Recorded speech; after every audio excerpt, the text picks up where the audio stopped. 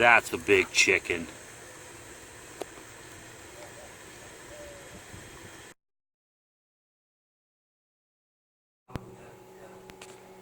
Alright, so here we are. We're going to do a little bit different video today. We are going to solar cook this tri-tip roast. After we stuff it with some mozzarella, some iiotoi onions from the garden, some green and red chilies from the garden, and a little bit of bacon. So sit back and relax, get a cold beer, because it's solar cooking with Aaron. Alright, so we're out here, we're at the oven.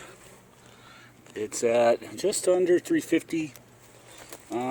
It's been sitting out here for a little bit. It's not quite lined up with the sun. And the way you do these, I'll show you guys real quick here. Okay, I was just going the wrong way. Gotta turn it.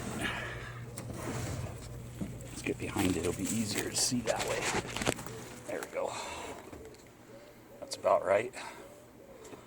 So to line these up with the sun, pretty easy. See the shadows on each side? You got to make it so they're the same distance. It means it's lined up with the sun. As you can see, our enemies are showing up.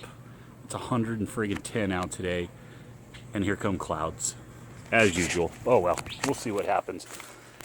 This roast shouldn't take that long. Okay, here's our roast. Okay, let's take a look at it. Oh yeah, man, that looks good. Kind of in its way, but you can see it's a tri-tip roast. I cut a hole in the side over here, made a pocket inside of it, stuffed it with green chilies, onions, mozzarella, and bacon. So the green chilies and the onions came out of the garden. Then I just put like a generic spice rub on it, salt, pepper, garlic, onion, that kind of stuff. The leftover peppers and onions I threw in the bottom of the dish for it to sit on, and we're going to pop this bad boy in. When we come back, it will be tri-tip goodness.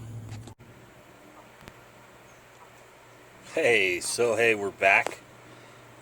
This thing took a little longer than normal because of this, but that's okay. It's still early in the day. This thing smells amazing. I forgot to tell you guys how I sealed this thing off on the end. You see these are wooden skewers, and I just poked them through there to kind of seal it off so nothing would leak out. And it doesn't look like a lot leaked out, so that's cool. So most of it is going to stay inside of the roast. Every time I cook on the solar cooker, it seems like the clouds come out, which I don't mind, but it really slows things down. This thing cooks at 350, no problem. And when you get clouds, it drops it down to 200. Not a big deal, but it slows down your cooking process. But yeah, this thing smells amazing. We're going to take it inside, let it rest, and slice it up. And I'll show you that in the next little chunk of this video. And there we go, tri-tip stuffed roast in the solar cooker. Alright, so this thing's done, man. This thing came out freaking beautiful. Look at there, nice pink meat. Got a nice crust on the outside of it. And then check out, let's see.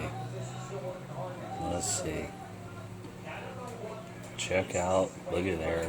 That thing is just stuffed with peppers, bacon, cheese. Look at there. Oh man. So there it is. Oh yeah. That is a good looking little tri-tip. Came out about perfect.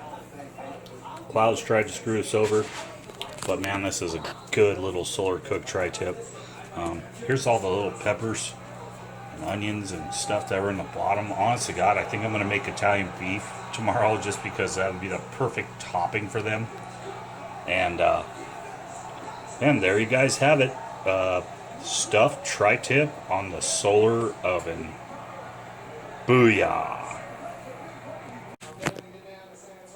Alright, so I'm back, and I actually forgot to do this, but man, we gotta do a taste test of this sucker. Look at there. That's freaking beautiful. Let's see what we got.